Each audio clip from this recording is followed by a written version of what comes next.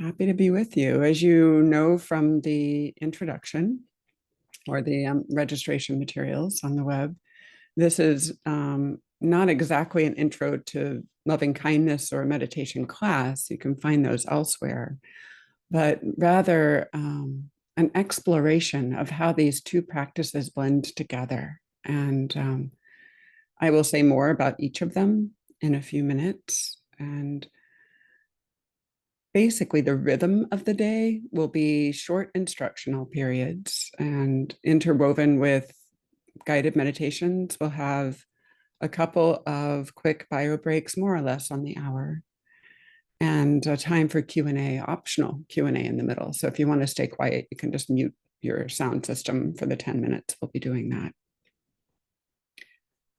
So that's where we're going. And I'm going to start right in with a short sort of precursor meditation for Mettā, loving kindness. So a little bit of orientation to that.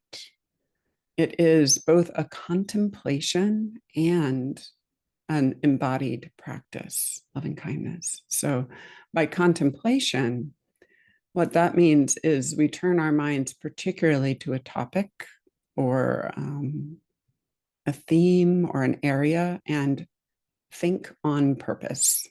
Think on purpose.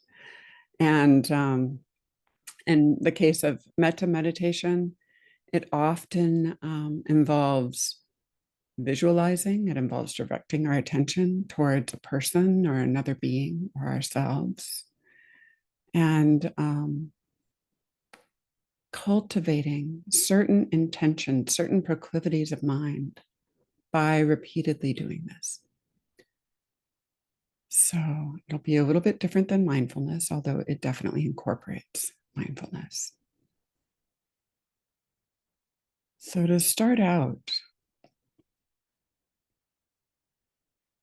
by again closing your eyes and tuning into your body, your heart,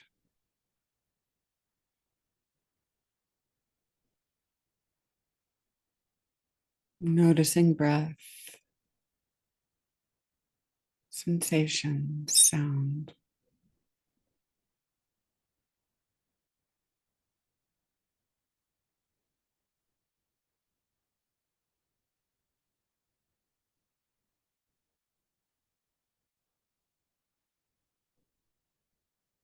And just noticing how you are today, however that is, the kind acknowledgement of what is.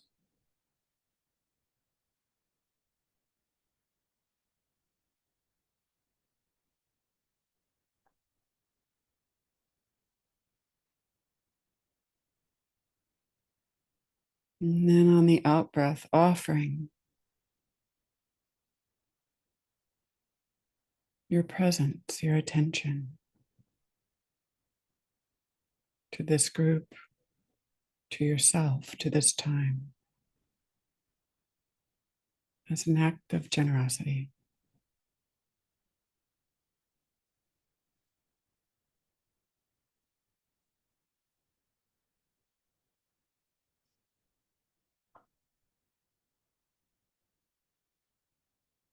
On the in breath, receiving whatever the moment has to offer.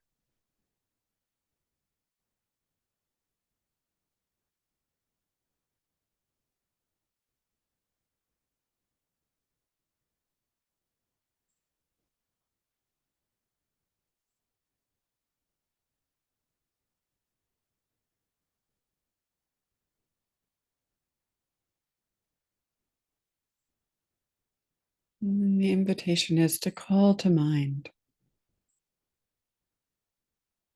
a person, a being, who in a simple, uncomplicated way brings a smile to your lips or a lightness, care to your heart.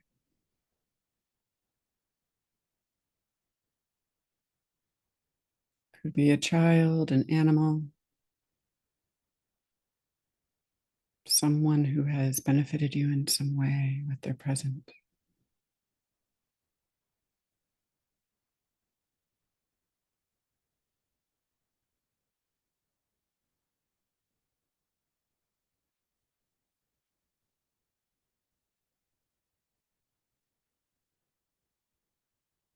Noticing how it feels to imagine them.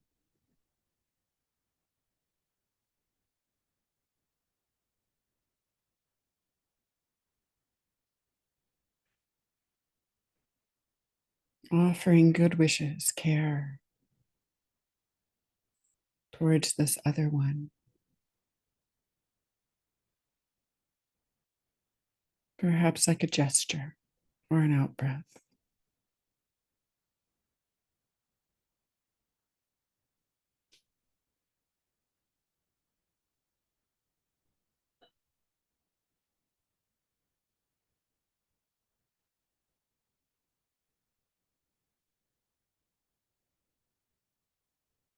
And imagining their response.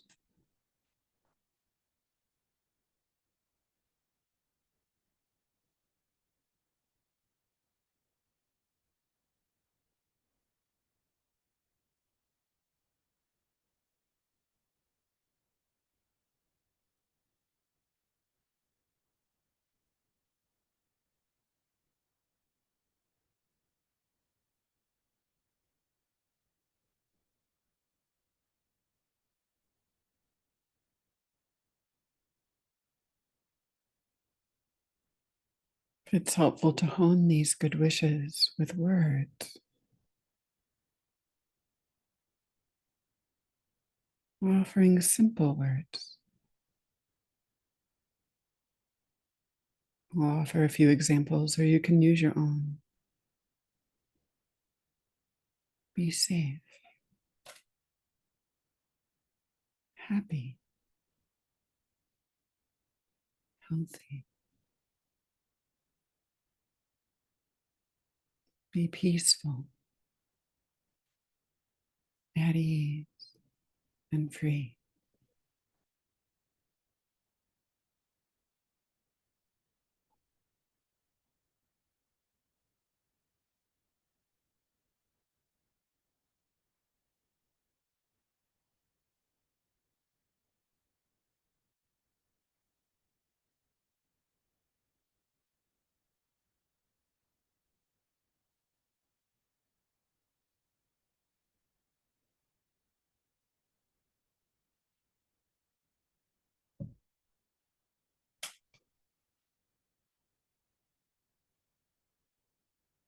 And then letting go of these words and that image or felt sense of this other one. And again, noticing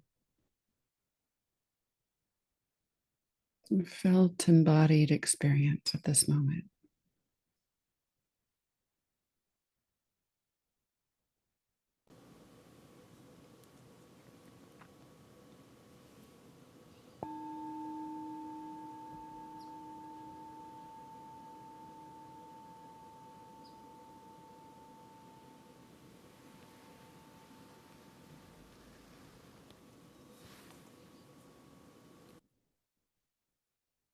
So, that is a very brief taste of the process of loving kindness meditation and a little bit of a microcosm of where we're going today.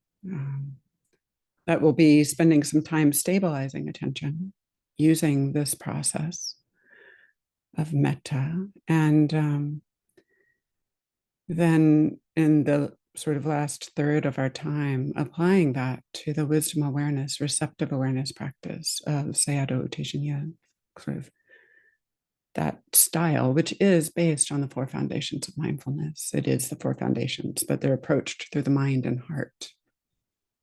So these meditations pair quite well together in my own personal experience. But to name briefly, as many of you are quite well aware, all of you are quite well aware, I trust, love and kindness are universal qualities. of human experience. They weave through every major religion, though no religion has a lock on them. And they're naturally arising. But metta meditation is based, the Buddha's I can't say the word, he operationalized this process to cultivate more love, more kindness, more care, more compassion through intentionally directing our minds. So it's an invaluable basis for a number of things. It helps cultivate concentration or stability of mind. It helps cultivate mindfulness. And it can be a very playful practice. So stability, as I just said, refers to concentration or samadhi, but it also has another meaning. It's the stability of heart and mind that come from integration, from the capacity to be kind, patient, accepting with whatever is in our minds and hearts, and whatever is in the world. And metta meditation, loving kindness meditation, tends to cultivate both. It helps with this. And I'm not going to go into too much of the theory in a short chunk of time like we have today, but just to say that whatever predisposition we cultivate in our hearts and minds tends to be onward leading towards that predisposition. So it is possible to counter program against other things that maybe came from family of origin or from our culture or from habits of mind that are just not so helpful or healthy that we've picked up. And metta will typically soften those and eventually replace them to a certain extent, which makes it a lot more interesting and fun to be in there, in your own mind, your own heart. So loving kindness practice is, there's sort of two broad ways it's taught. One is using usually 5 categories of beings. And this comes from the commentarial tradition, the Visuddhimagga. And then the other one, which comes from the suttas, the ancient discourses, is more of a general suffusion of loving kindness or compassion or joy, whatever the quality is that's being cultivated, towards all of experience. And today, I'm not going to be teaching 5 categories. I'll teach basically 1, maybe 2, and then focus a little bit more on this suffusing, this general cultivation, which tends to be easier to use to stabilize attention if you only have a few hours, which we only have. So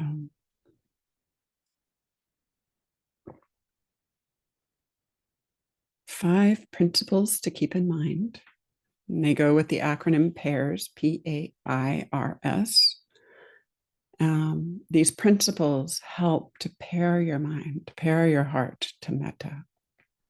The P stands for playfulness and interest.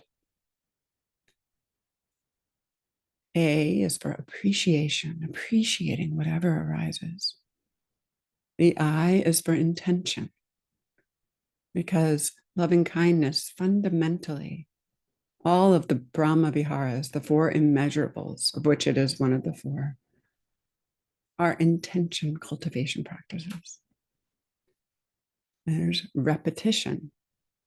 We want to practice to train our minds in anything that requires repetition. That's the R. And S is to savor. Savor any goodness, any peace, any calm, any good feelings, any shift of mental attitude that arises. I'd like to name that even just the wish, the desire to become kinder, gentler, is powerful already it starts working on you, even just cultivating that much. And no matter where you aim that wish, it benefits you first. So you're automatically including yourself in this practice, whether you realize it or not. That said, if you practice it at home, I really strongly recommend that you include yourself specifically. In the ancient commentaries, the self was the first category. That's not the case for most Westerners. We usually start with someone easier than ourselves. However, if generating kindness for yourself is easy, please feel free to do that instead of the easy being or the benefactor that I introduce. In the ancient suttas, the ancient discourses, this suffusing of loving kindness or compassion, altruistic joy or equanimity, the four immeasurables or Brahma Viharas, was simply suffusing one's own mind and heart. And by virtue of doing that, automatically including anyone and everything else that arises in consciousness. So it's much simpler. And it was predicated on the idea that it was fairly easy to do for one's own mind and heart. So this practice, like all meditation practice, goes more smoothly if you hold it lightly, if you start where it's easy, and if you trust the process. So with that in mind, let's do a little bit of a longer practice with whatever easy,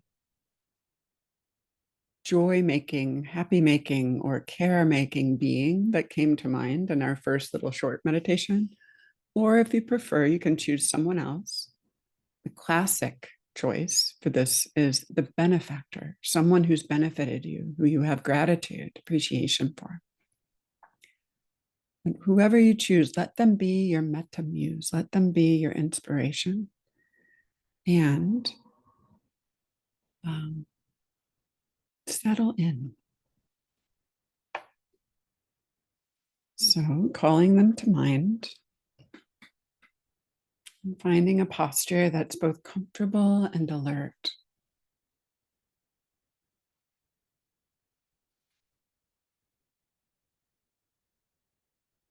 And settling in for a moment. Taking a few moments of silence to listen to your body and mind as you imagine this other one.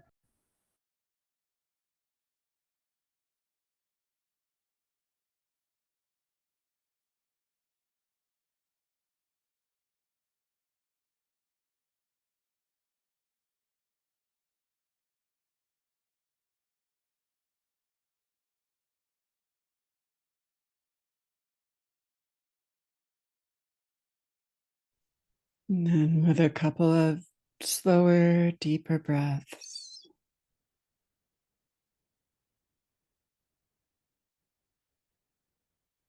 noticing the sensations around your heart or wherever your emotional core is.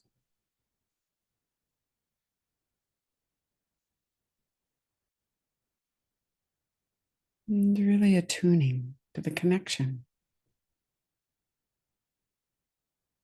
between the embodied sensations, feelings, emotions, and this other one.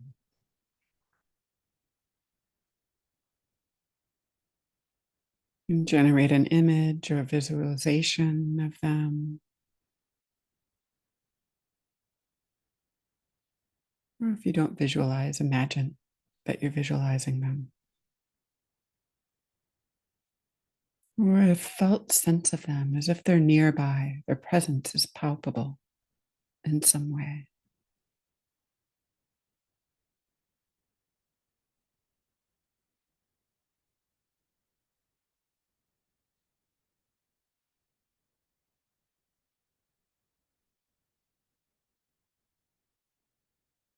And take a moment to recall, really notice what you appreciate about them,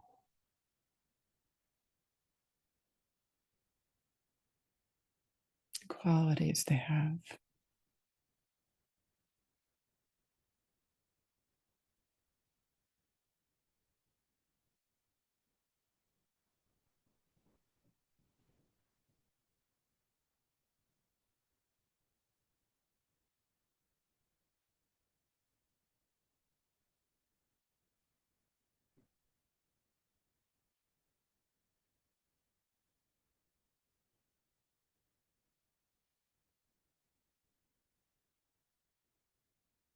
And sending, offering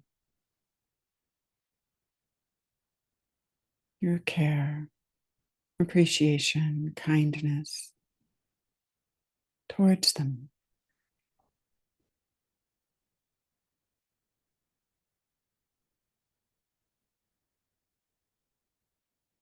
It can be helpful to link this care, these intentions, to the breath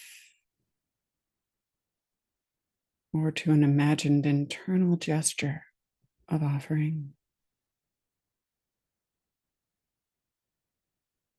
or even to a visualization of light or beauty in their direction.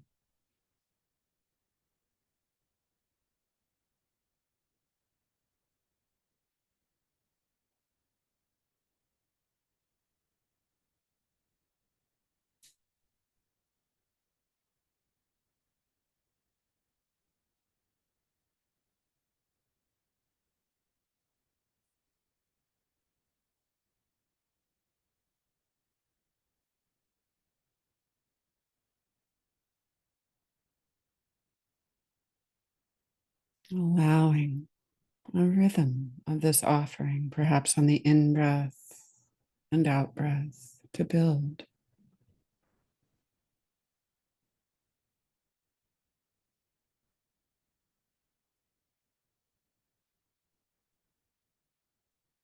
Feeling into these intentions.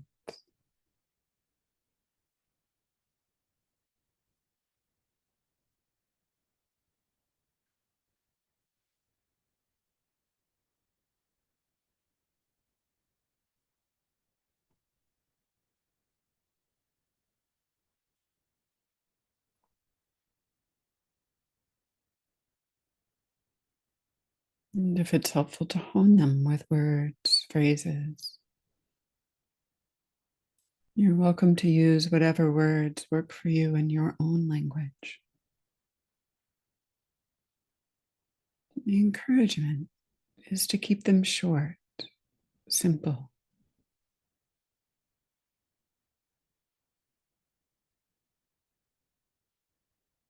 I'll offer a few as an example. And it can be helpful to repeat them, but repeat them at the speed of mindfulness. Be safe,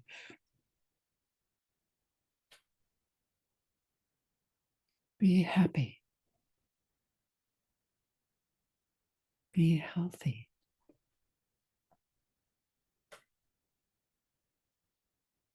be peaceful, at ease, and free.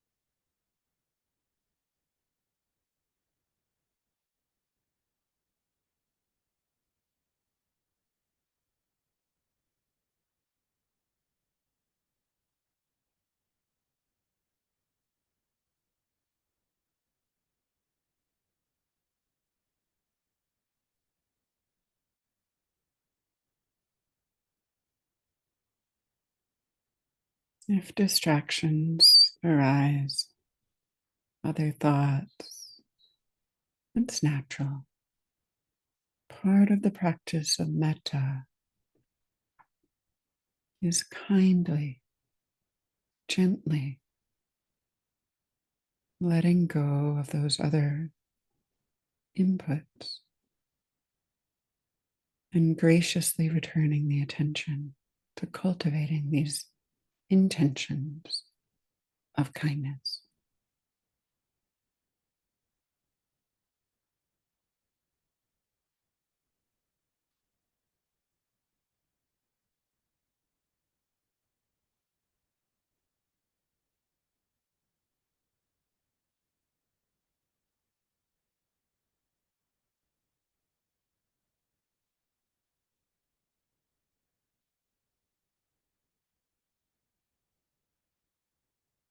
It can be helpful to allow a bit of a smile on your lips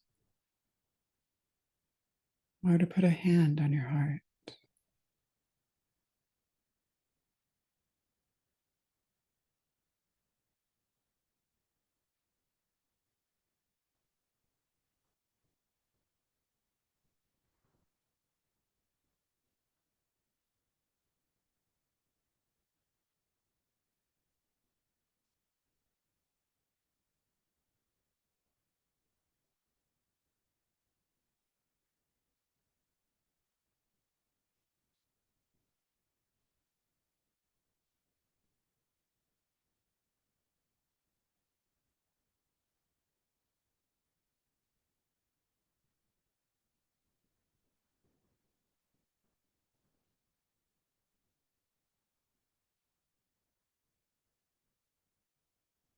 Noticing and appreciating any feelings, emotions, warmth or gratitude, appreciation, any intentions of goodness.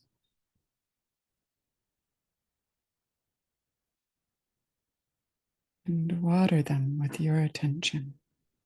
Savor them.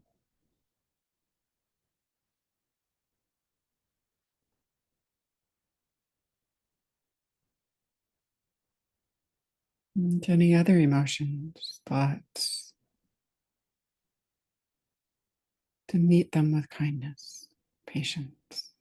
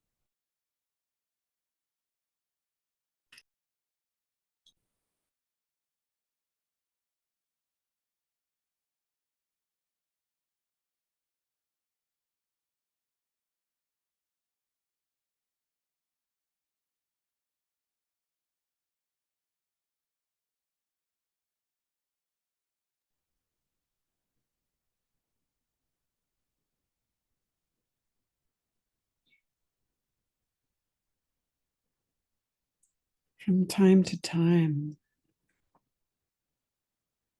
noticing sensations in your core and your heart, your body,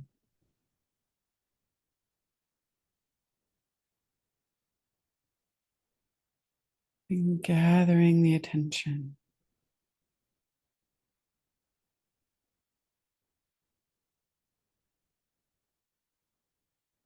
in a gesture, movement of offering and receiving with this other one.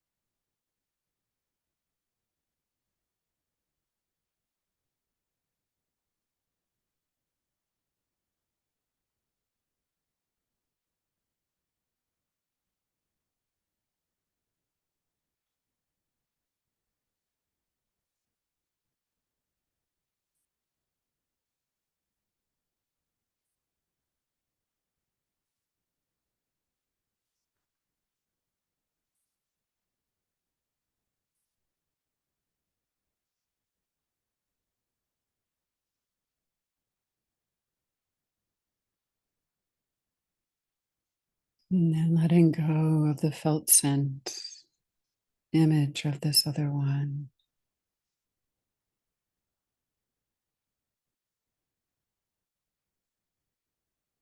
Feeling into your heart, your emotional core, your body, and offering these wishes of kindness outwards to the others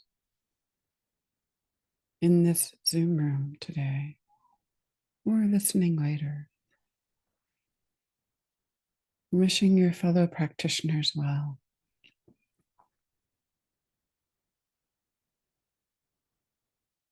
May they be safe, happy, healthy,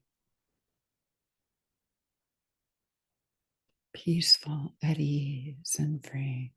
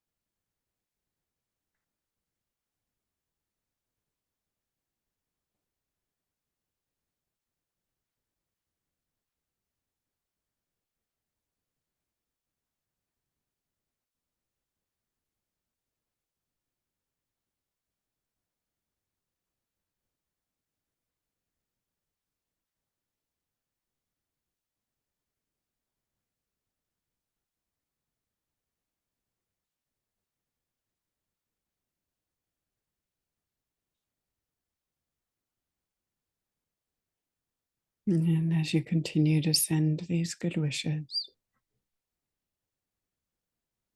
the invitation is to notice, feel into receiving them, even as you send them. May we be safe, happy, healthy,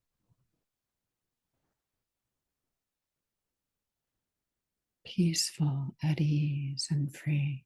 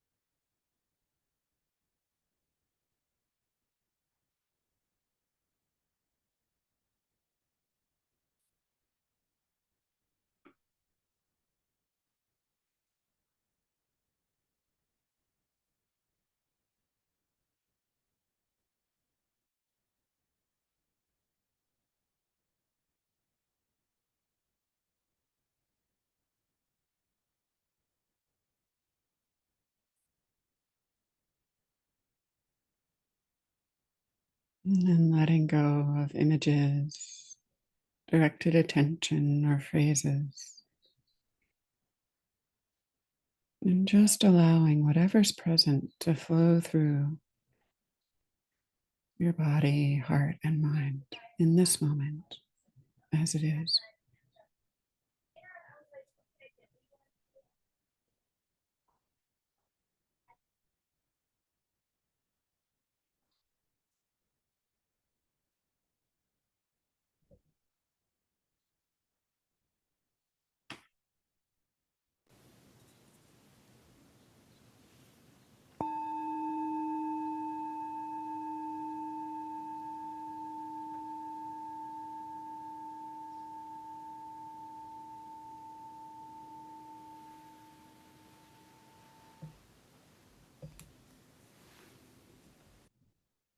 Thank you for your practice.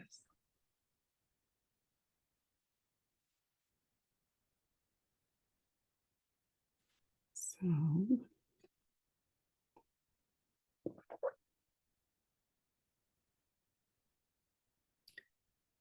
a few words about Mettā meditation, loving kindness, goodwill meditation, and maybe just a little bit of how it links up with this practice of wisdom awareness, of mindfulness of mind, or mindfulness of heart, as I sometimes like to call it. So, as some of you already know, if you're regular practitioners of this, this is a practice that has kind of a lot of moving parts, or it can. And the real invitation, as I mentioned in my earlier instructions, is to be playful, be experimental, have a little fun with it, imaginative. And in this way, there's a value in feeling into your strengths, your cognitive strengths, your strengths as a human being, whatever your learning style is, to make it work for you. I offer instructions about gesture for kinesthetic learners. That's been really helpful and important for me. Visualization works really well for a number of people. Language or concept works well for others. Some people, all of them are helpful. And for most people, I find it helpful to tune in an embodied way. This isn't just a mantra. It's actually not a mantra meditation. It's not just repeating phrases, though there could be, I imagine, some value in that. Instead, it's intention cultivation by tapping into our entire system. And as such, this cultivating volition, intention on purpose is a process of what's called directed awareness. And most of you are familiar with directed awareness, whether you know that term or not, if you've done mindfulness of breathing. Mindfulness of breathing is directing the awareness at the breath, mindfulness of the breath, the sensations of the breath.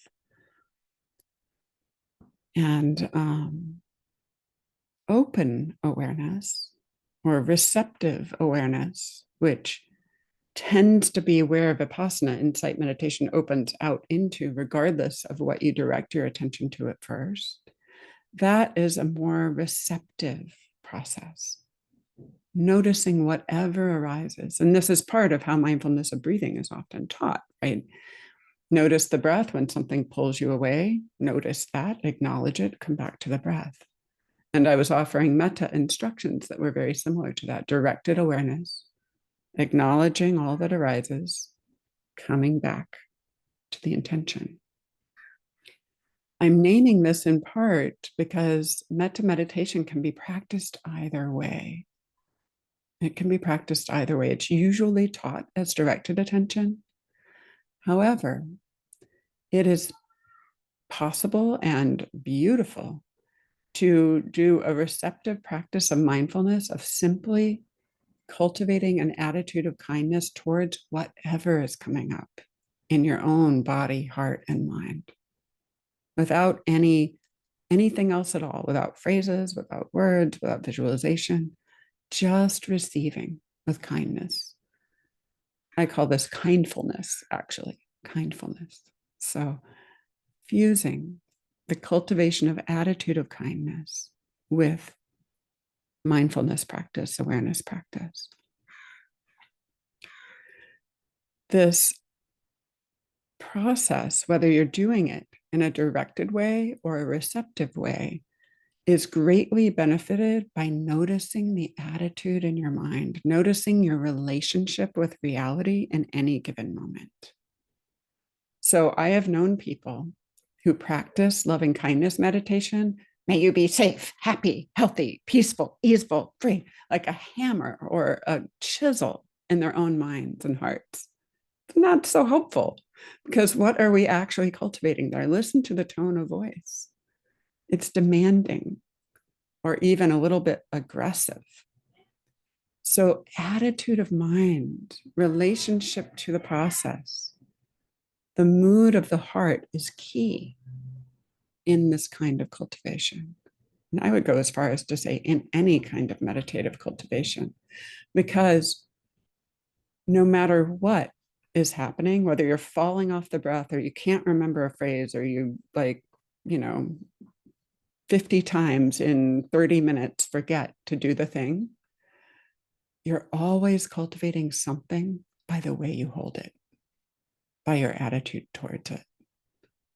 So cultivating as much patience, graciousness, gentleness as possible is a way of cultivating greater capacity in our minds for mindfulness, kindfulness, metta, and for wisdom awareness, receptive awareness. Those of you who are already familiar with the teachings of Sayadaw U Tejaniya, of receptive awareness or wisdom awareness, will recognize some of what I just said quite clearly. One of the key teachings, and this is third and fourth foundation, mindfulness of heart, mind, and mindfulness of everything that arises in the heart and mind. One of the keys of this is to notice our relationship with what's arising, or notice the attitude of heart and mind with what's arising.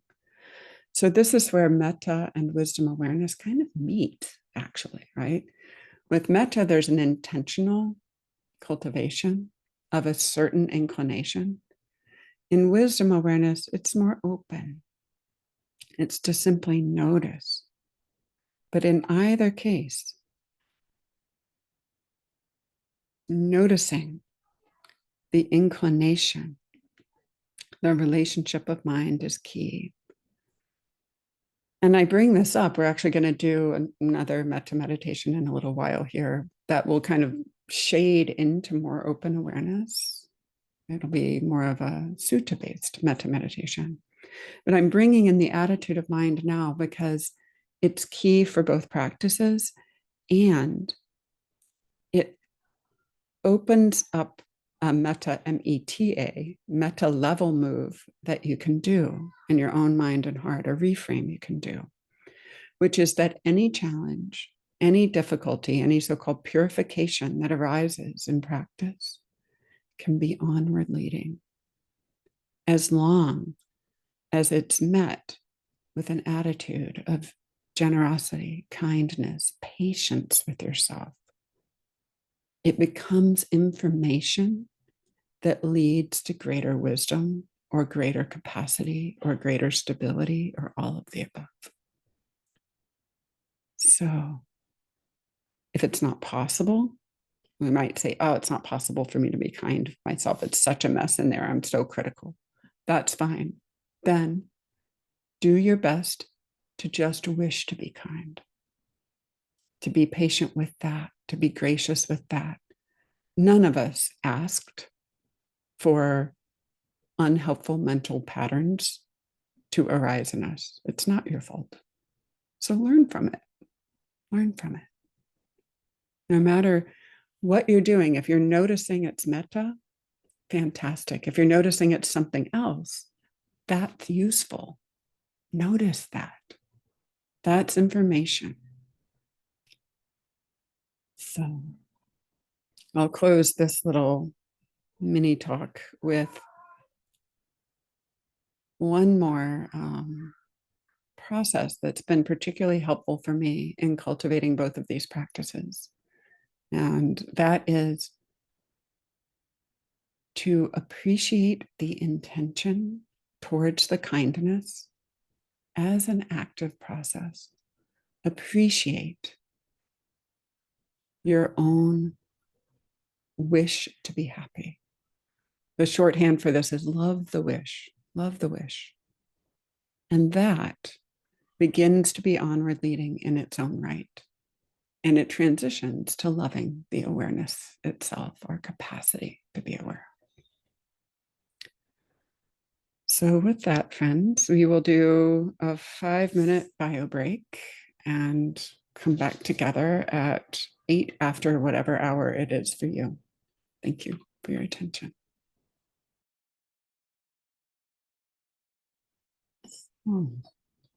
We will settle back in for another period of practice. And just to orient you a little bit, we'll do this practice session, and then around 10:30-ish, there'll be an optional Q&A for about 15 minutes. And as I think I mentioned earlier, if you don't want to participate, you can mute. I will give you the exact time that we'll come back, so that you can turn on your sound again and participate. So again, finding a comfortable posture with some alertness, but a lot of comfort, a lot of ease. Enough alertness to keep you awake and enough ease to keep you comfortable.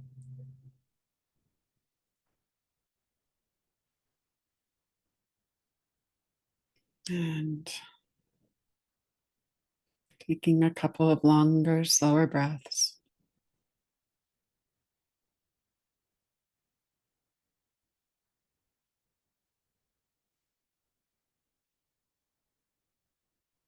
And settling in. Noticing the sensations of your body.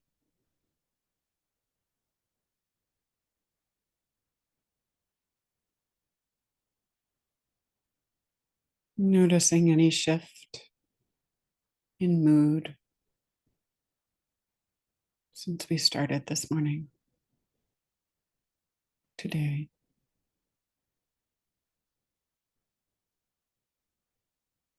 And acknowledging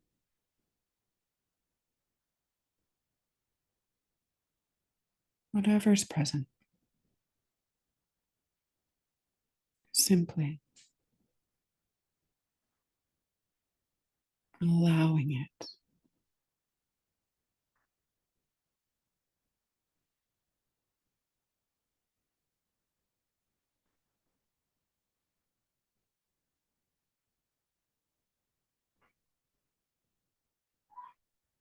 And then calling to mind again someone or some being who naturally opened your heart. It can be helpful to call to mind the same one as you used earlier.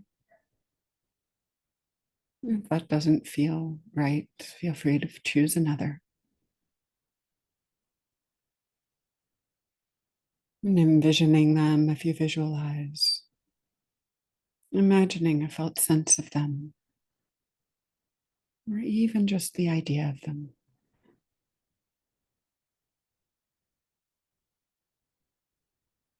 And feeling into the heart's response.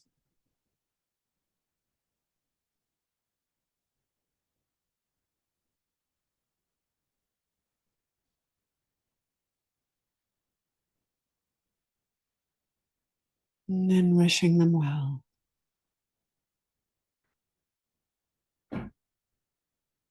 With the gesture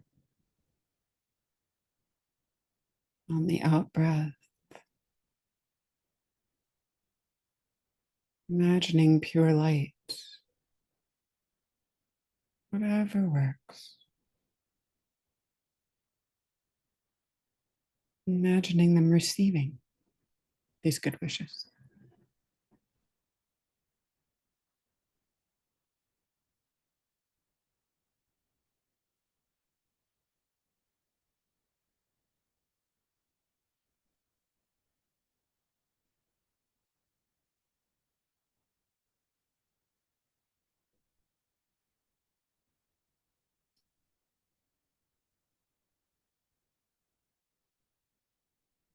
Clarifying those wishes with words, phrases, if it's helpful for you.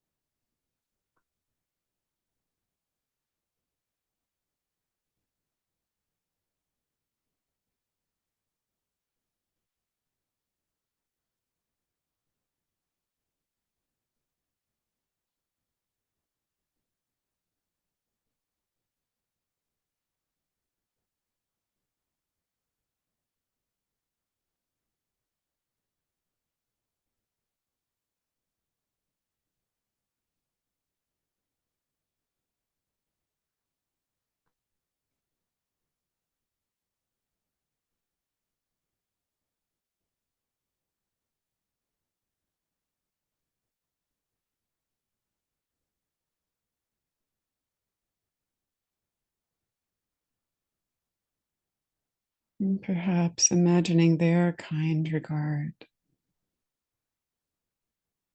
their care, returning to you, even as you send these good wishes, receiving them from this other one.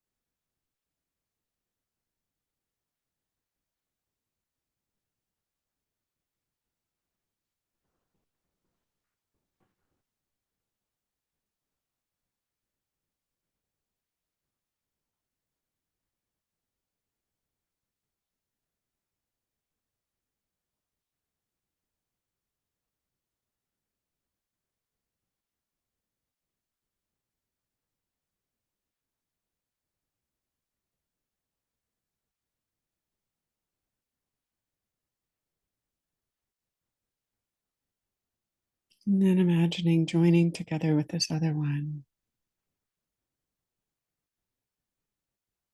to send good wishes outwards in all directions. No specific destination.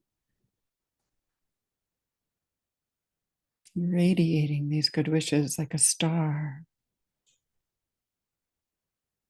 or allowing them to flow out like a gentle breeze.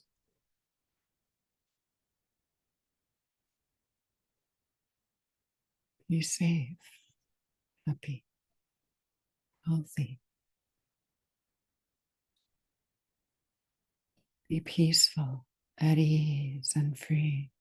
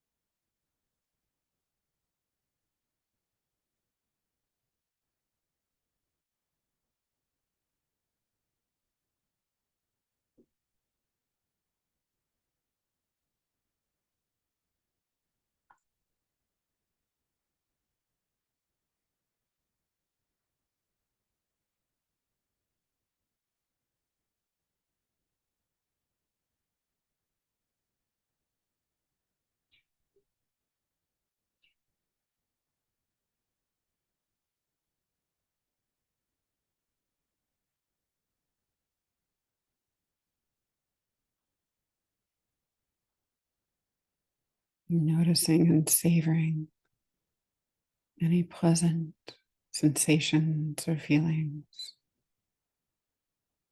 and meeting anything else with kindness, patience, care.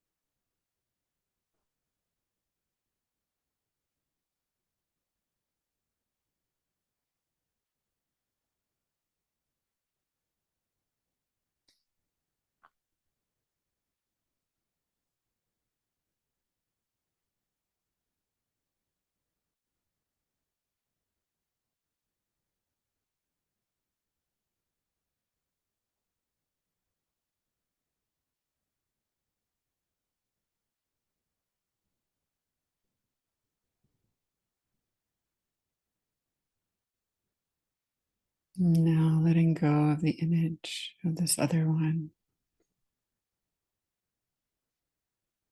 and simply radiating, suffusing metta, kindness, without words, without direction, to anything and everything that arises in this heart, body, and mind.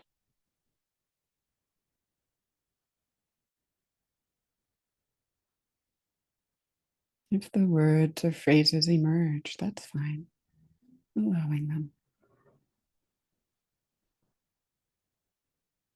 Noticing with kindfulness, with kindness.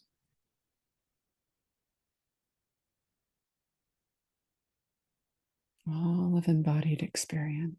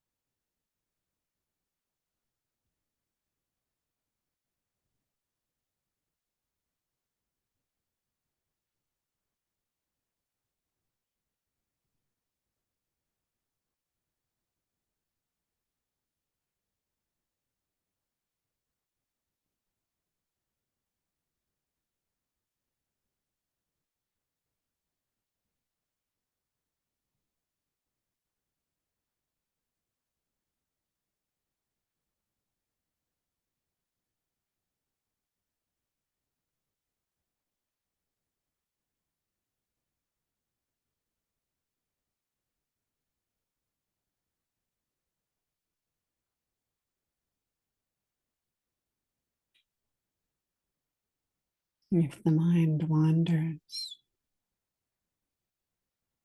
cultivating kindness by appreciating the return of mindful awareness.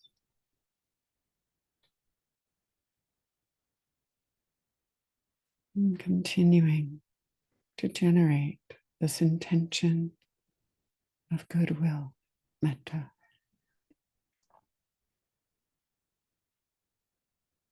receptively, allowingly, meeting whatever arises with graciousness.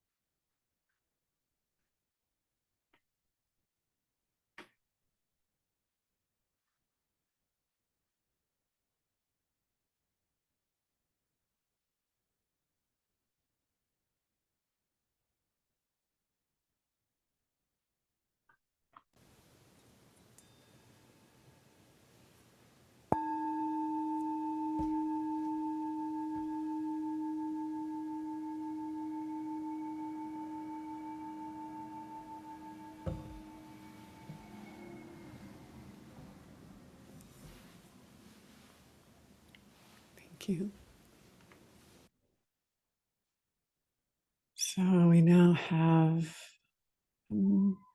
say, 10 minutes for Q&A. If you prefer to stay quiet, we'll be back here at 41 after. So you can, I encourage you to silence your machine until that time. And I'll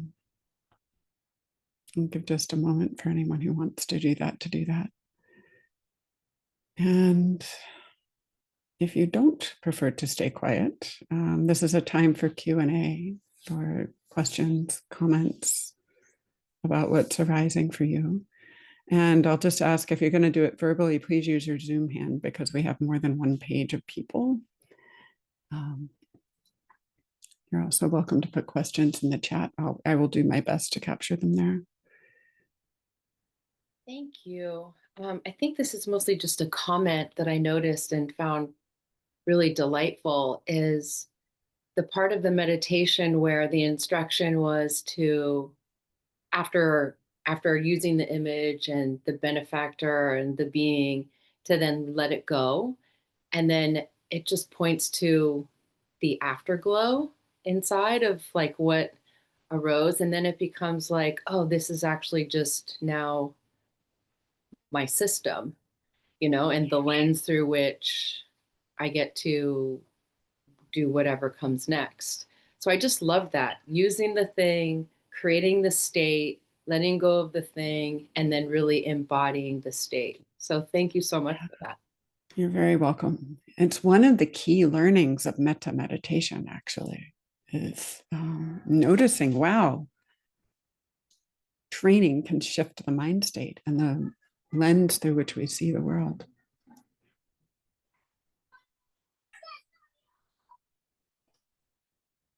No.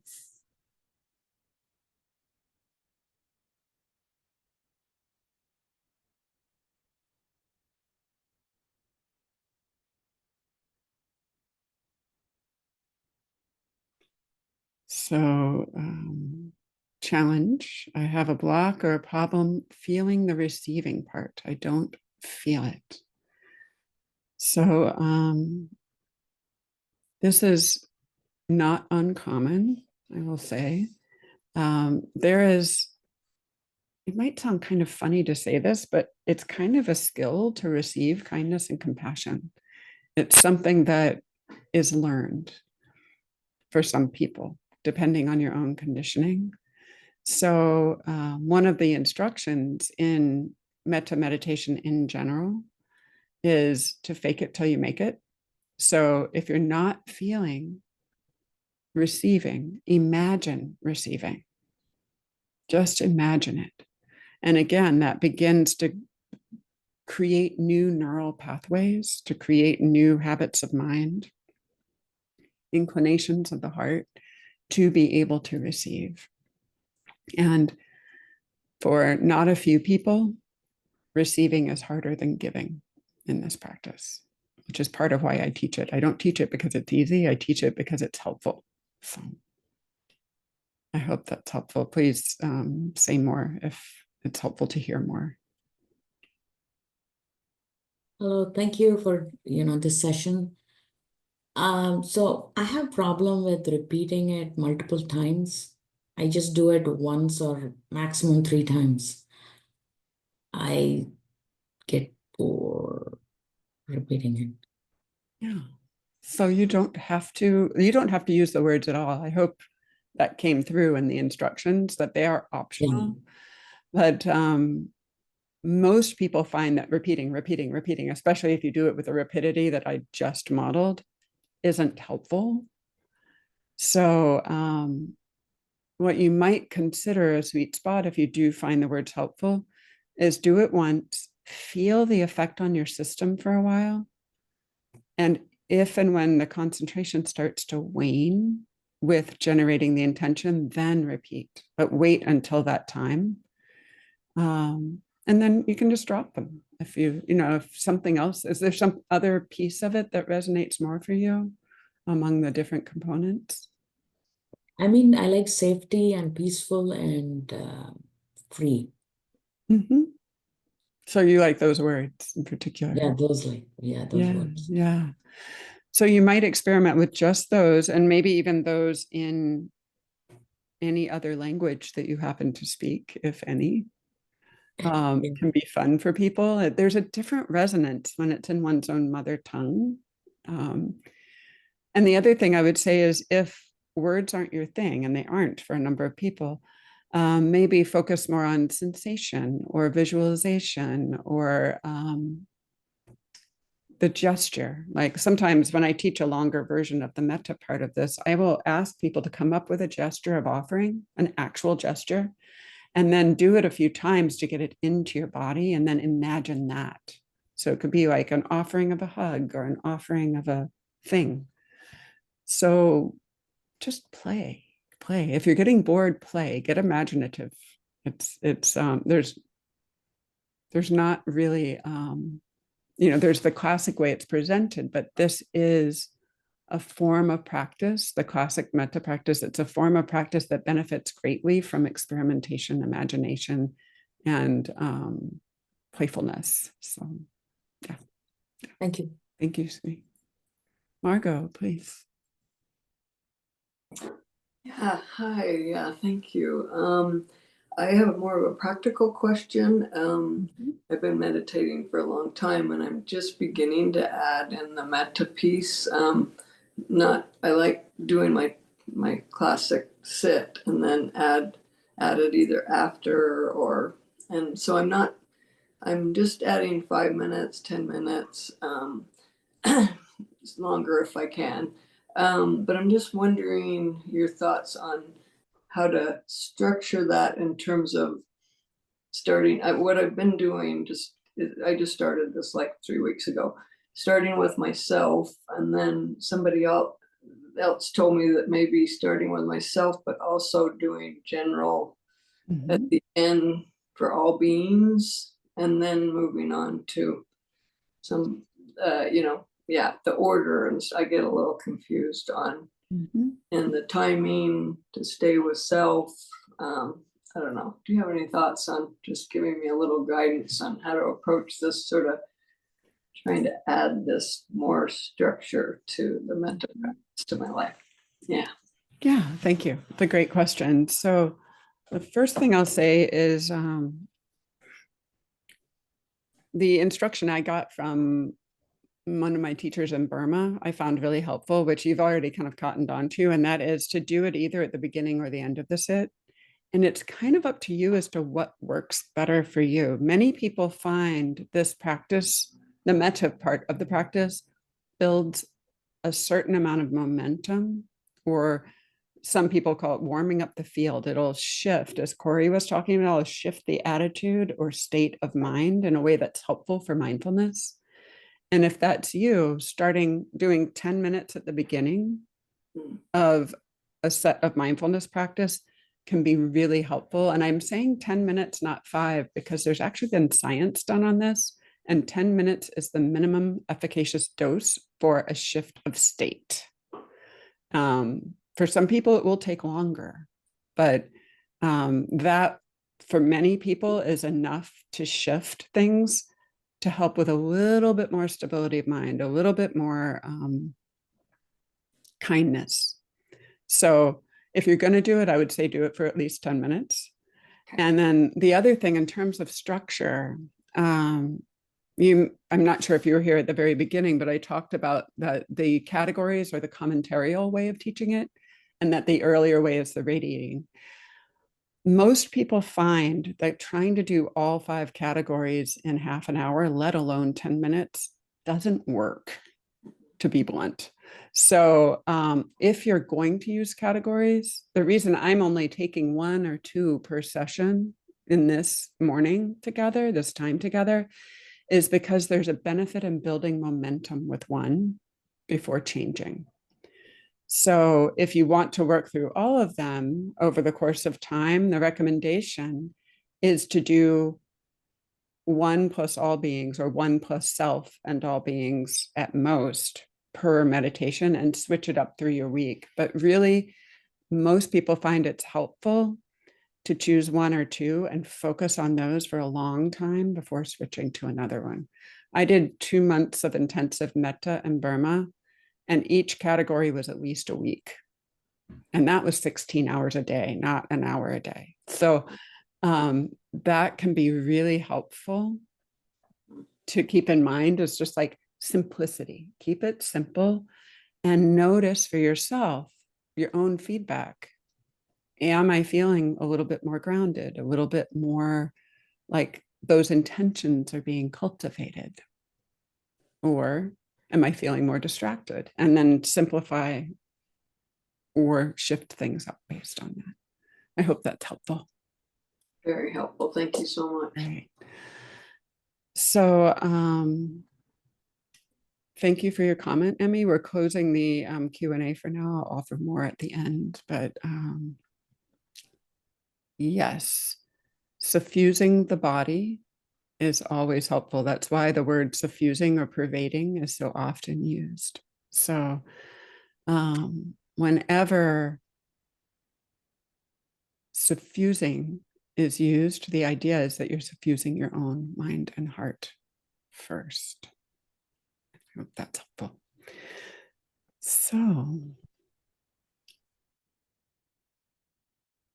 we're going to shift now. We kind of shifted a little bit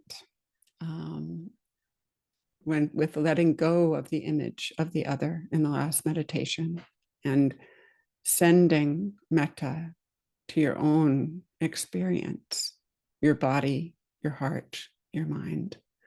We're now going to shift more to an awareness practice, and I'll give a little bit of an orientation about that for those of you who are not familiar with this particular flavor of wisdom awareness practice, receptive awareness practice.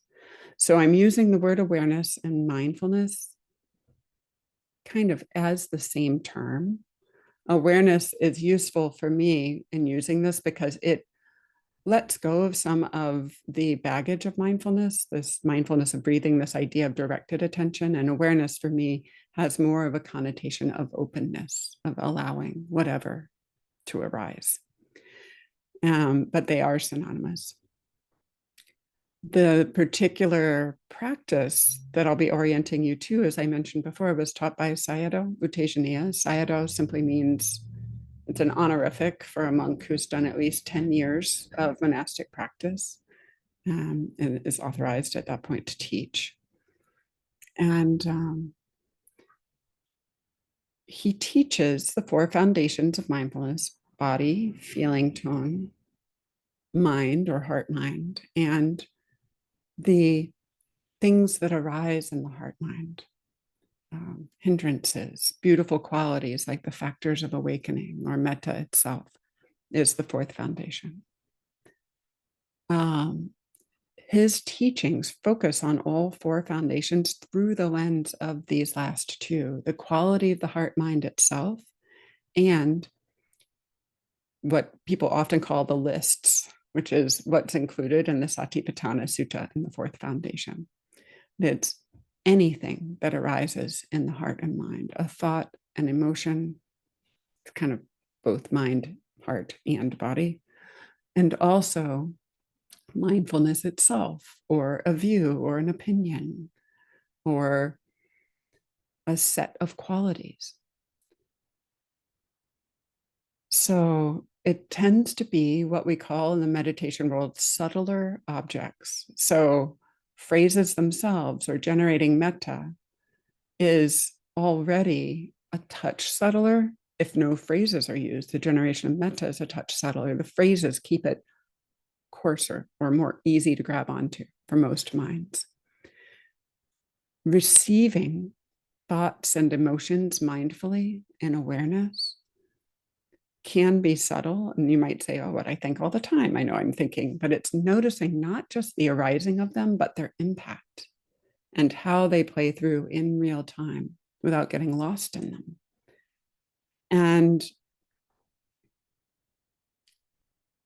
the encouragement is to be open to everything that arises, but especially notice the effects on your system of thought or mood, or what's known as the attitude of mind itself, the relationship with reality, I sometimes call it. And the simplest way to talk about this, I talked about it as mood before. Another way is to understand that if you have a pair of glasses, it's the tint on the sunglasses.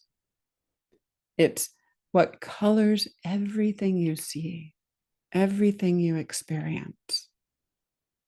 So the music underneath the dialogue in a movie, the soundtrack, it's that general sense of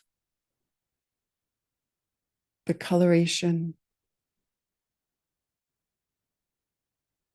the affective sense of what's arising.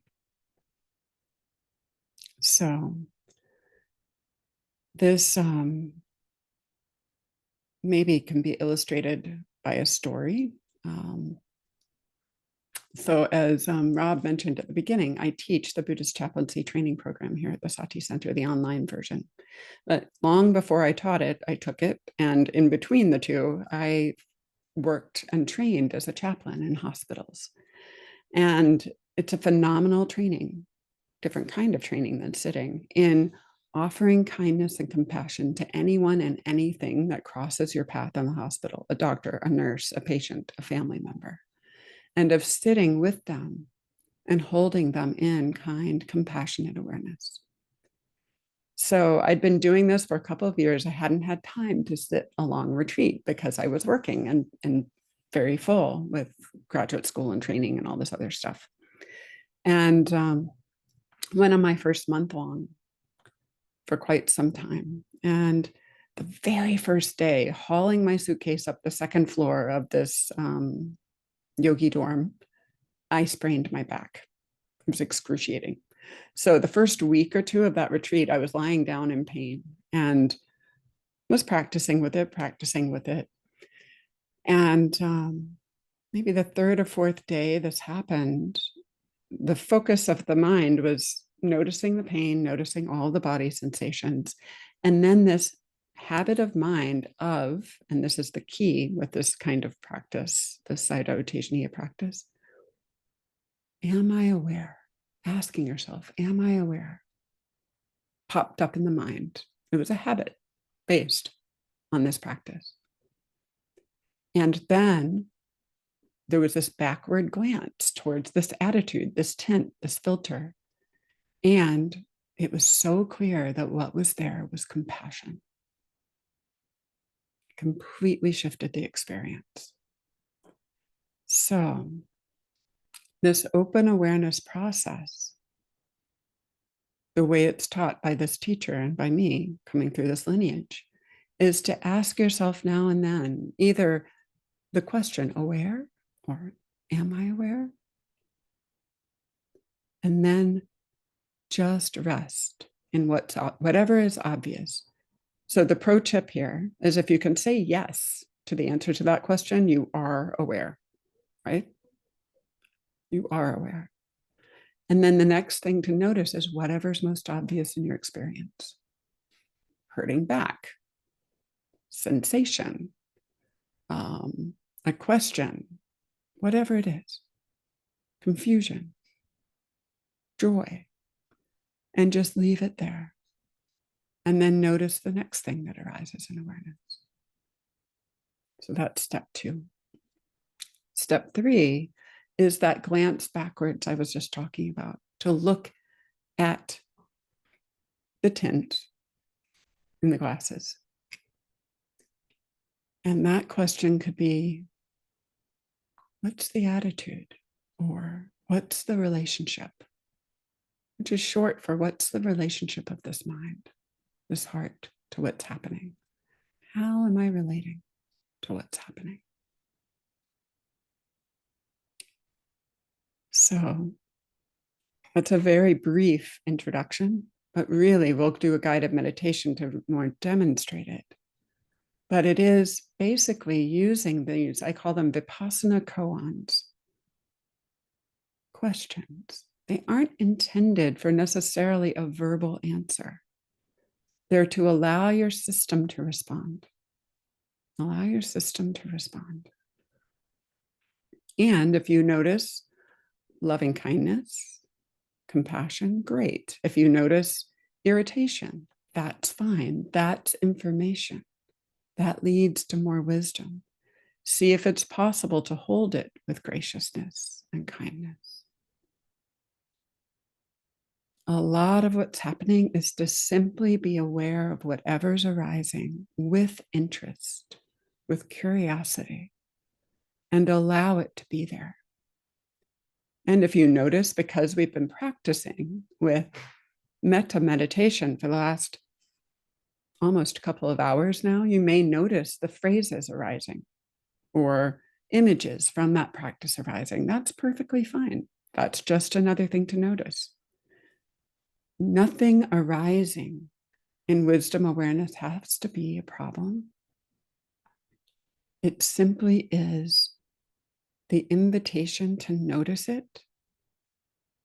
Notice what's obvious. Notice the attitude towards it with graciousness, as much kindness as possible.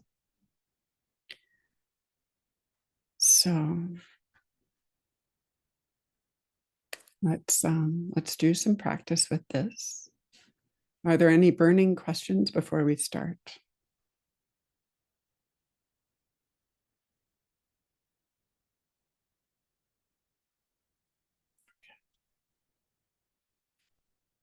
Again, the invitation is to settle into a posture that's alert but easeful.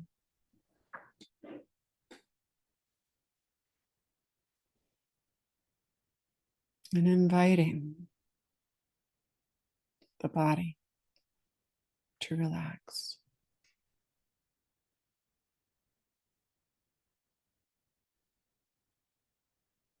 Noticing any energy in your body.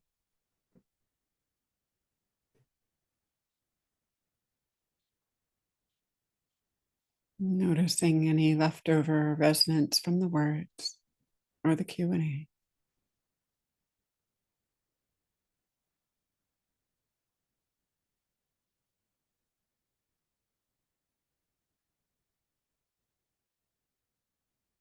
And inviting awareness to be at the forefront of your attention.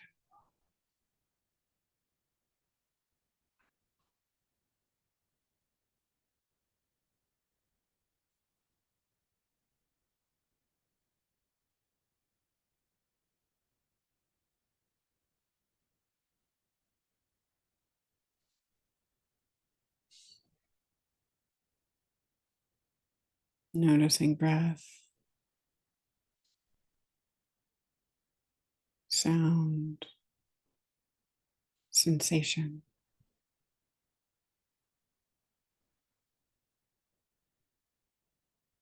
Tuning in again to your heart center,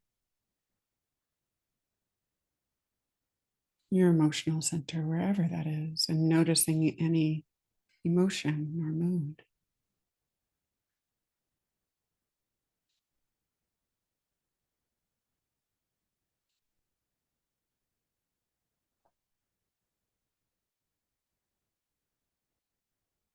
And then softening, relaxing with what is.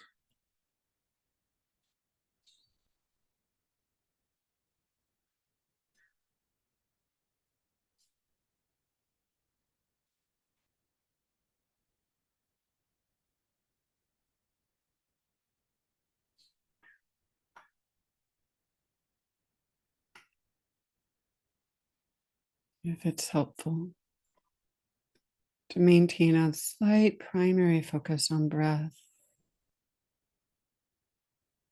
or metta, allowing that to arise is fine. Also inviting in, receiving of everything that's here.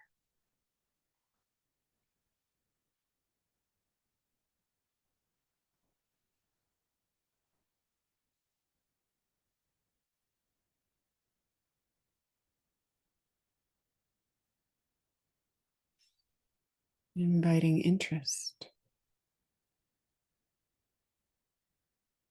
by asking yourself the question, am I aware? Or simply aware.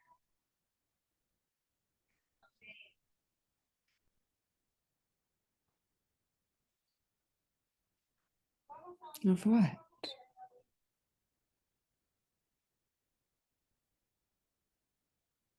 It's obvious in this moment.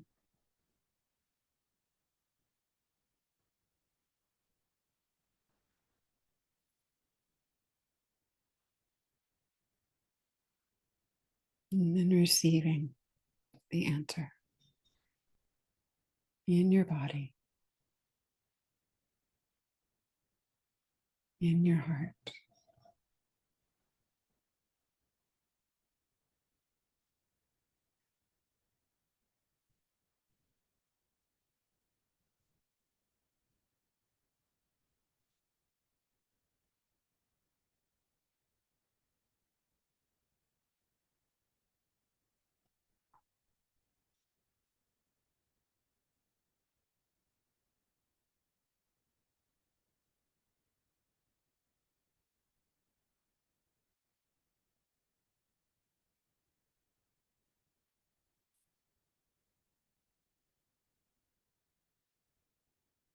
From time to time, noticing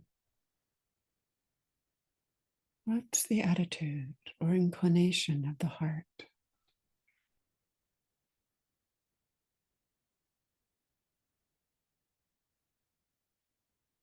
Receiving that too, with as much graciousness as possible.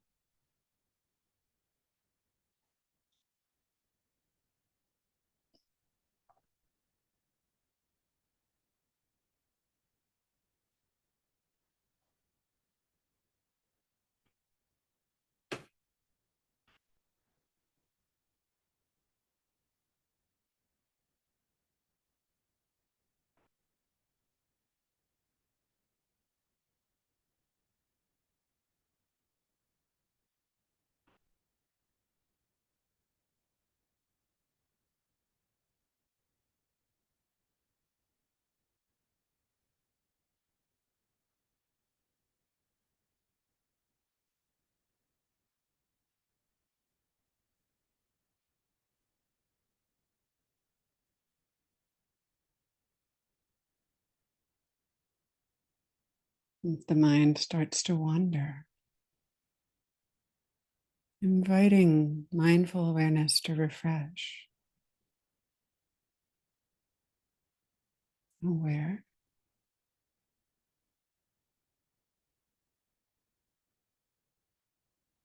What's this moment like?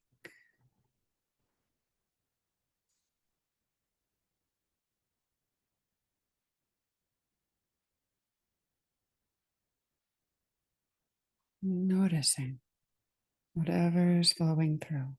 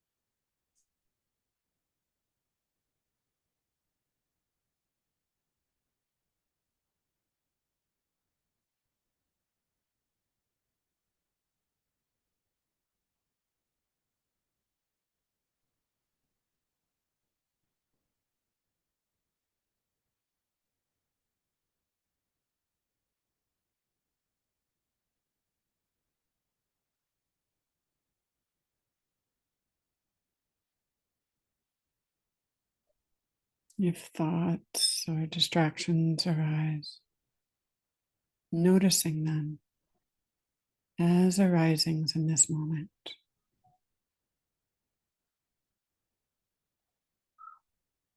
Staying grounded in the body, breath, sensation,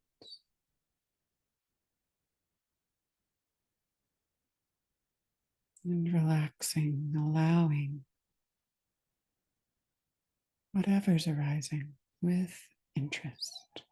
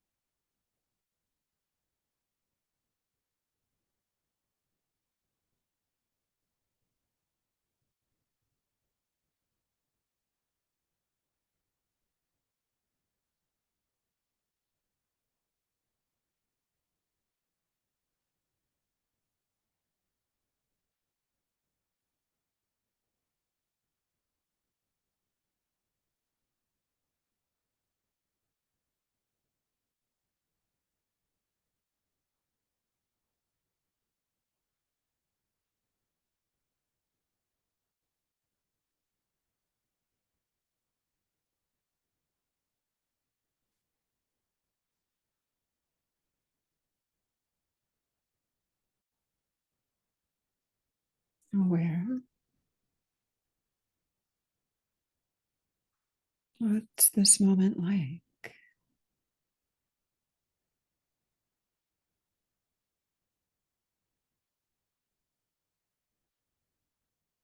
What's the relationship with what's arising?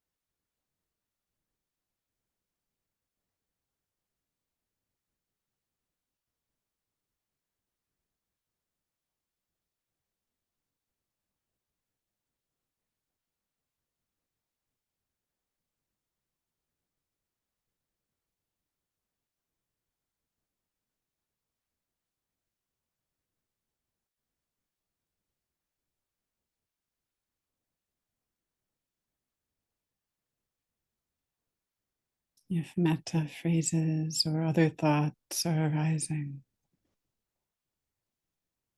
noticing them, allowing them, noticing the effect on the system, body, heart, and mind.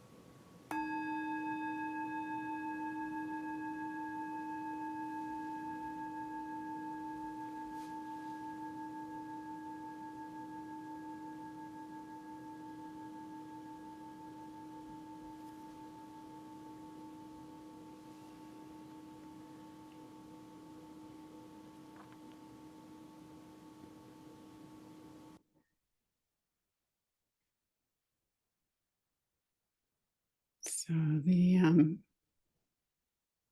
think I'd like to offer a short bio break for those who want it, and a little bit of a follow-up of Q&A for anyone who didn't get a chance to have their question answered. So if you'd prefer to be in silence, please go ahead and silence your machine, and we'll be back here in about 5 minutes, about 17 after the hour. And if there are any questions, comments, confusions, I'm going to read one as we're starting here from, I'm sorry, I don't know how to pronounce your name, Renal, I believe, maybe. And this is, if negative emotions come up in the mind and body during practice, do we pendulate between the two, positive and negative? Both strands ebb and flow. Any tips? So, first of all, great observation that both are arising, and probably sometimes in rapid succession or ebbing and flowing, as you said. If you're in metta meditation, which we were covering pretty intensively the earlier part of this little seminar, then noticing that they're arising. The negative, so-called negative emotions, is actually a golden opportunity to offer them kindness and to be kind, to notice, and to say that for the purposes of cultivation of kindness and goodwill, other things aren't a mistake. If there's irritation or anger or hostility or whatever is arising, it's classically considered part of the purification process. It's called, I mentioned this earlier. So part of what cultivating Mettā does is it makes anything that's not Mettā really obvious. So to notice it. And then from the perspective of building wisdom awareness, if you're doing more of a kindfulness, mindfulness, wisdom awareness practice, to notice it as information without judgment, simply allowing it to be there. There's no need to pendulate back and forth to make anything happen. If they're both happening more or less simultaneously, you can do that. However, it can be a kindness to allow difficult emotions to be present. If they start to hijack you, then stepping back, letting go, and reorienting consciously to something else so that they don't overwhelm can be very skillful, whether that be Mettā or the body or curiosity or another object of attention. Any of those can be helpful. So I hope that addresses the question somewhat. Any questions about the practice we just did? One was about the use of noting. Mm-hmm. It was just kind of happening lightly, but it's, yeah, just as part of this process of open awareness or what we were just doing. It would just kind of come up, and it wasn't heavily there, but it was there. Like one phrase that kept coming up was like, "Oh, of course." Some things that are kind of brewing, just like, "Oh, of course, there that is." Anyway, that was my question about noting. Okay, so first of all, so there's a distinction to make. Noting can be something that we add on purpose, right? Like hearing a sound and saying sound or bird song or car or whatever.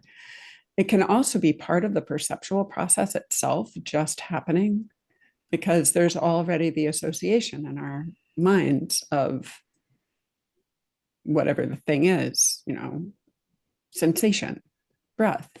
Like the mind will automatically do it. And you kind of can't stop that one. Like that, I wouldn't try to stop. Eventually the mind may quiet enough. And then there's noting on purpose, which is noting whatever the object is or noticing the response to it, like the "oh, of course." I would say that when there's a whole phrase coming up, I wouldn't necessarily call that noting. I would call that a response of the mind, a thought. Oh, right. Like the of courseness of it might be there as an emotional response or as a simple response. And again, there's no need to stop it, to just notice it. Just notice it. Oh, of course, there's an of course. It's not a problem. Generally, if you're noting on purpose, the invitation or the instruction is to do it as long as it helps with precision and to drop it when it's no longer helpful. And some people find, I certainly found when I was practicing in Burma, it really helped me with precision for a long time. And then at a certain point, even that small amount got agitating. So I hope that's helpful, Shannon. Does that address some of it? That's very helpful. And I just want to say that it felt like refuge, being in that way of sitting and realizing how much I've been kind of striving in my practice, but today it just felt like, kind of a landing and more like a refuge to be doing it that way. So thank you. Thank you.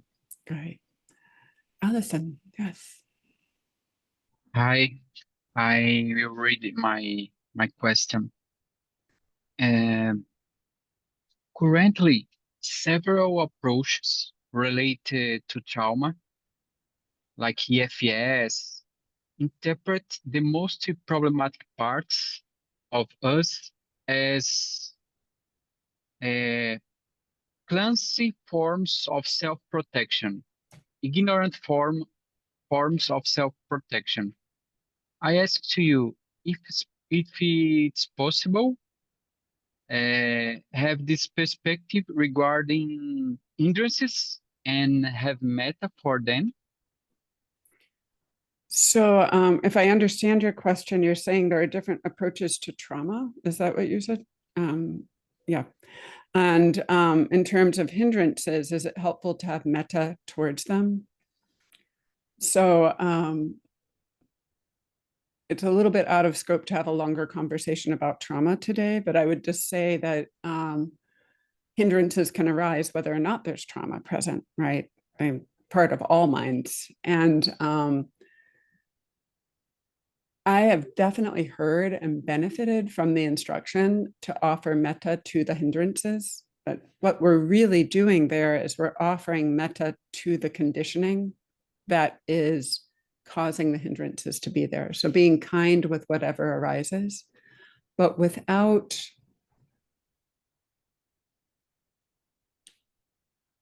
buying into them, without believing them. So hindrances, for those of you who are not familiar, sensual desire, ill will, sloth and torpor, restlessness and agitation, or fixity and freeze and doubt. It can be helpful and very helpful to allow the mind and heart to experience some compassion when they arise. And it doesn't have to be directed at necessarily you or the thing, but just compassion for the fact that it's there. And in my own experience, that has been more helpful in untangling difficult experiences, whether they're trauma or not, than trying to protect against them. The guarding against itself can have some aversion in it. And that can actually pump it up more over time. Like the contention inside can pump it up more and make it worse. All that said, there is a good place for a good firm no. If it's the 50th time a hindrance has come up, it can just be like, not now, not going there, putting my attention over here. Again, the not being overwhelmed piece. So to use your tools to discern for yourself when it's helpful to offer kindness and when it's helpful to redirect the attention and when it's helpful to just notice the impact. I hope that's helpful. Thank you. So,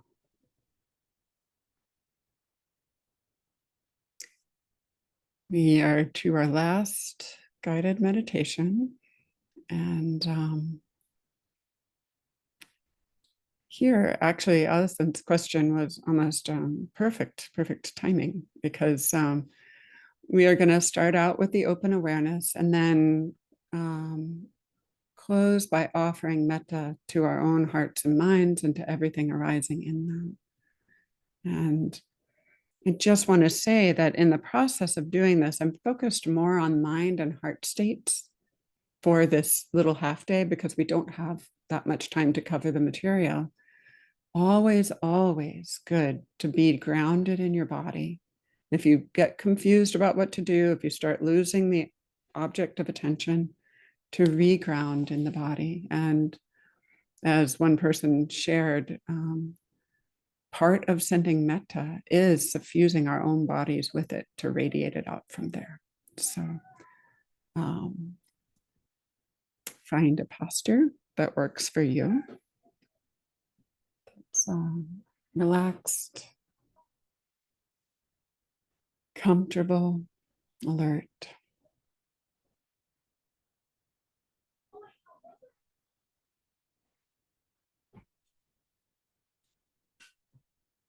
And tuning in to this body, just how it is.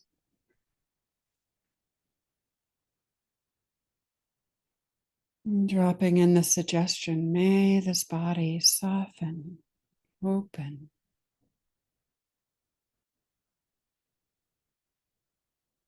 inviting a wave of relaxation.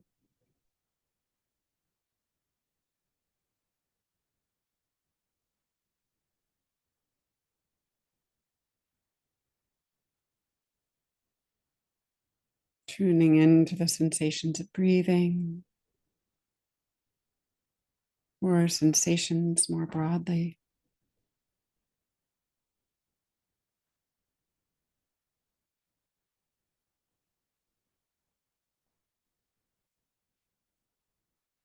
And opening the attention again to the heart and mind.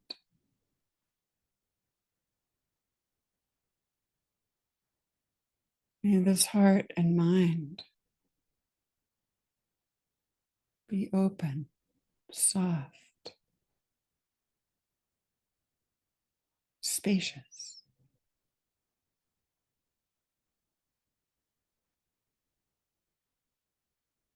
Relaxing in to the moment.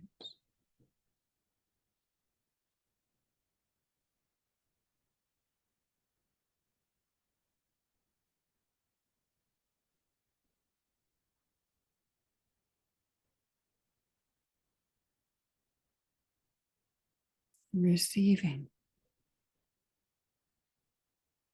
whatever is most predominant.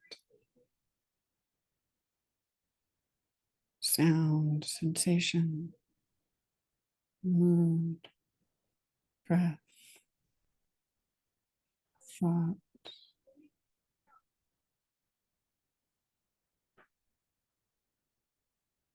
Receiving.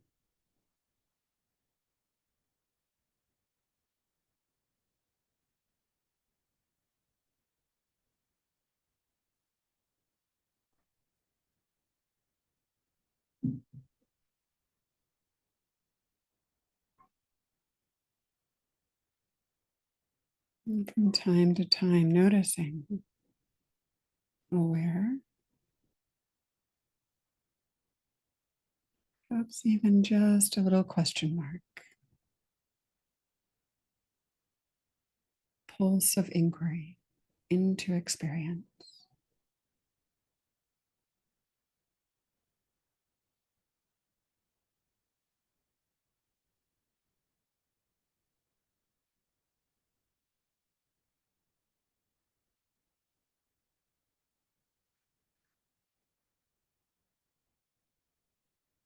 What's this moment like?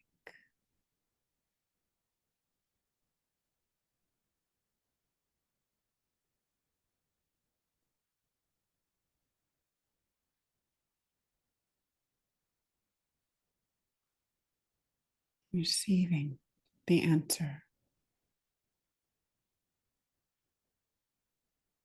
allowing whatever is arising.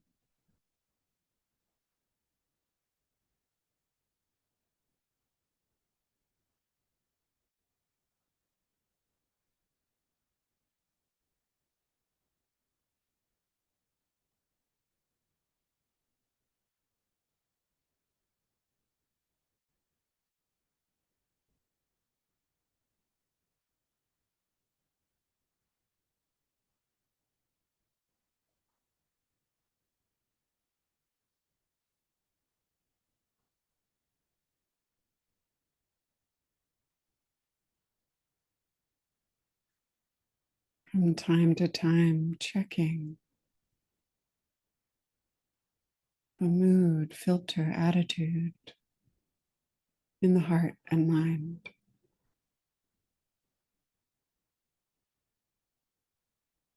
That backwards glance.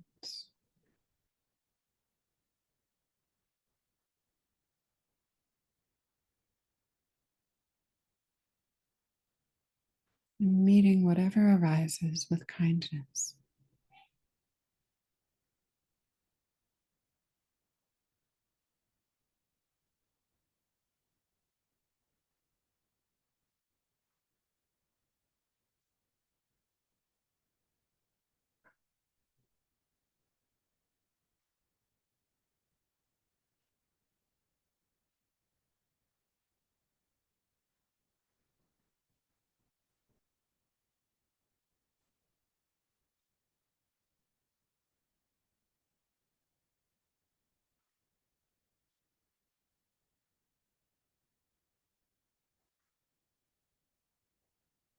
For as long as awareness stays present, no need to add words.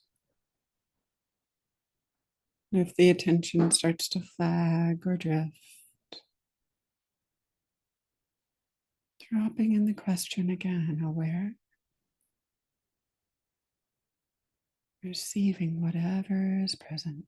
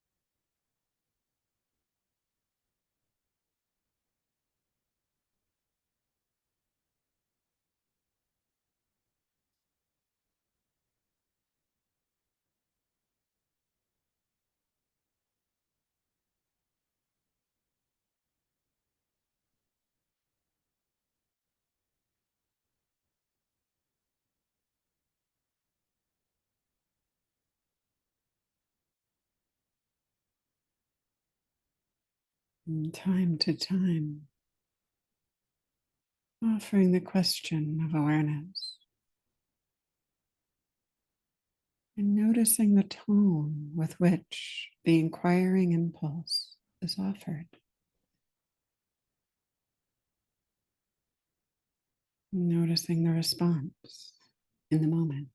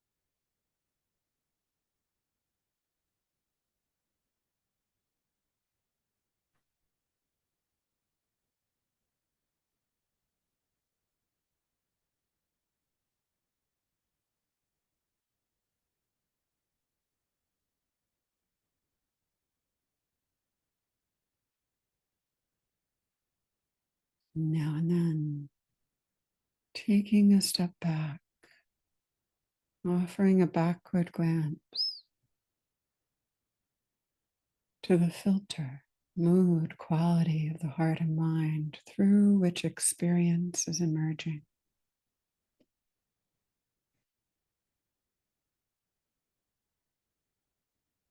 Noticing that with kind appreciation or compassion or patience.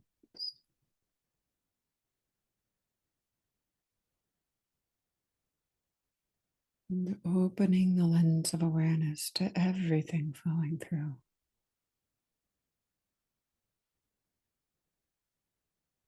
Spacious like the sky.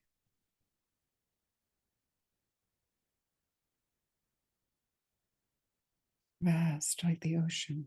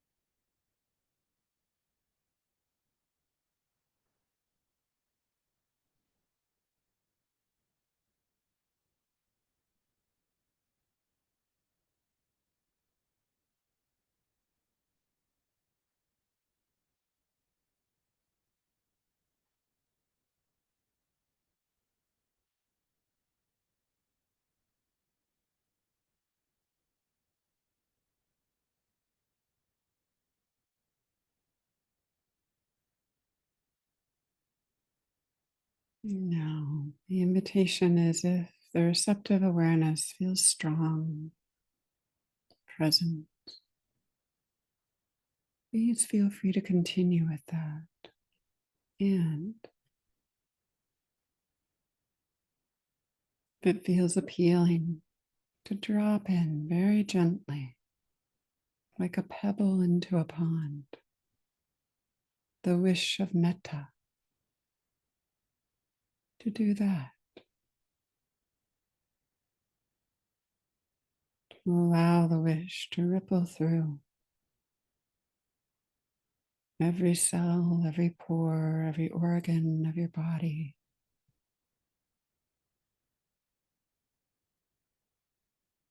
Loving awareness to ripple through the heart and the mind.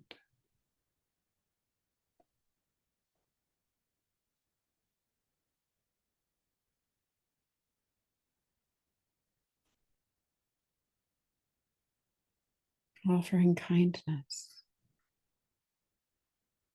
appreciation to the capacity for awareness itself and to everything arising in it.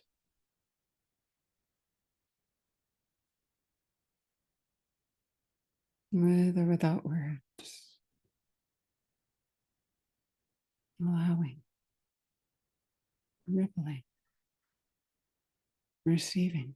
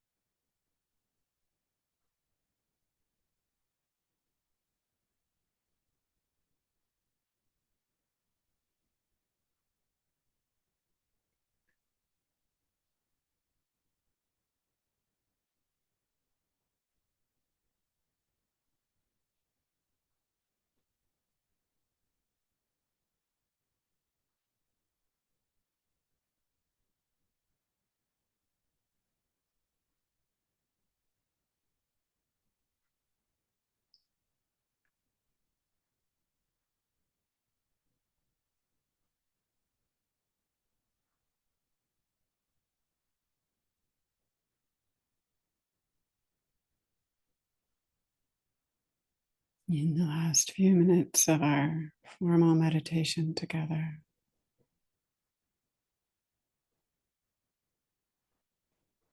the invitation is again to open up the mind,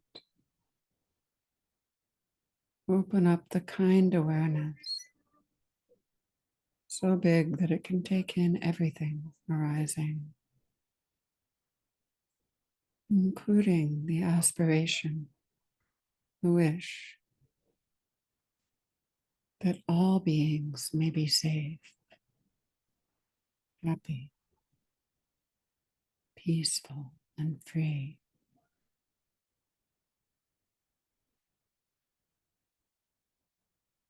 Allowing the wish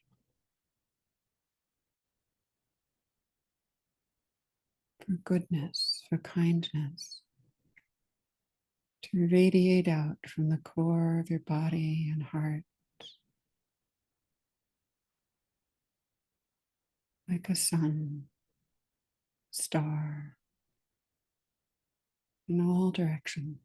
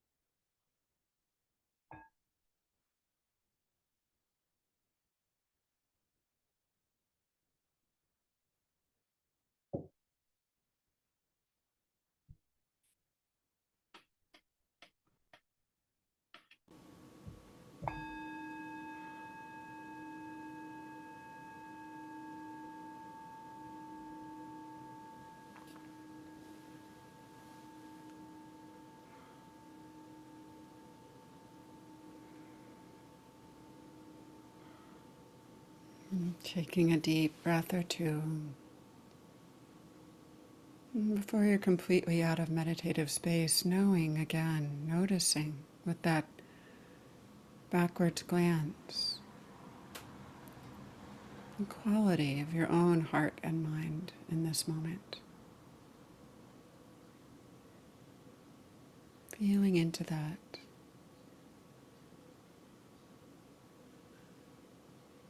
Noticing the quality of it.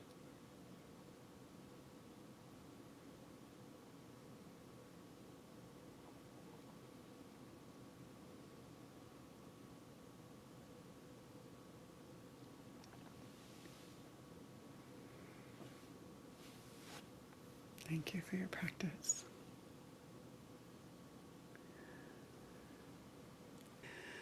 So we have just a couple of minutes left for if anyone wants to put in the chat or put into the room something they're taking away from this time together, something that is lingering with you before we part ways. And after we do this for a couple of minutes, I will dedicate the merit. We will dedicate the merit.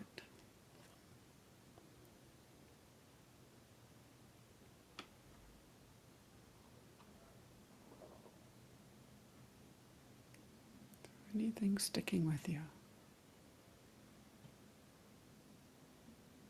Inner peace, nice.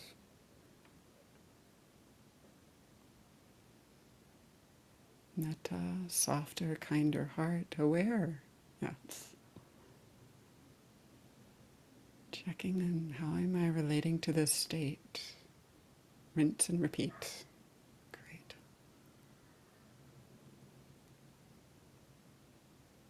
Resting in the warmth of metta.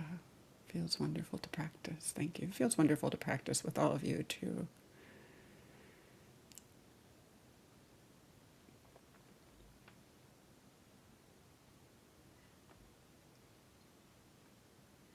Loving patience. Nice.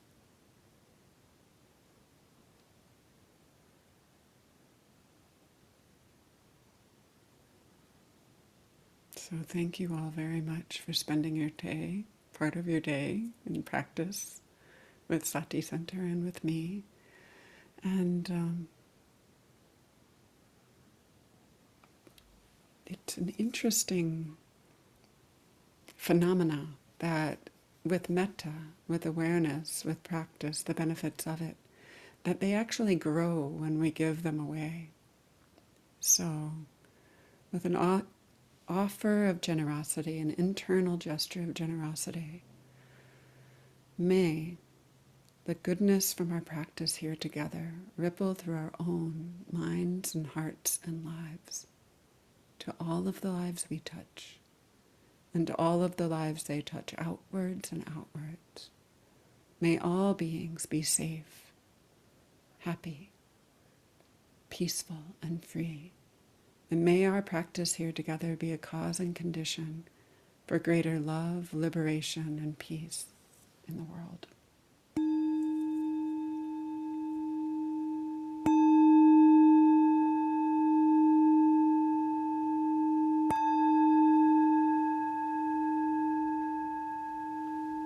Thank you all for your practice. Be well.